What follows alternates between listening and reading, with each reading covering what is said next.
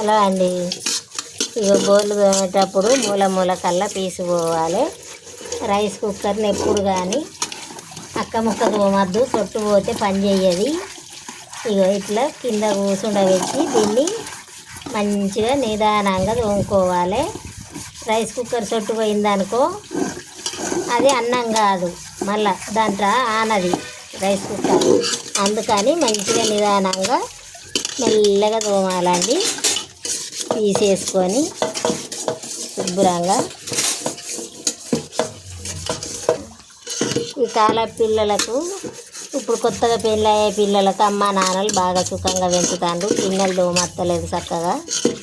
నా తోముడు మీకు ఉపయోగపడుతుందని నేను తోమి చూపించుతాను. అందుకోసమనే మీకు ఈ వీడియో పెడతాను, తోముడు చూపెడతాను. నేర్చుకోండి పిల్లలు.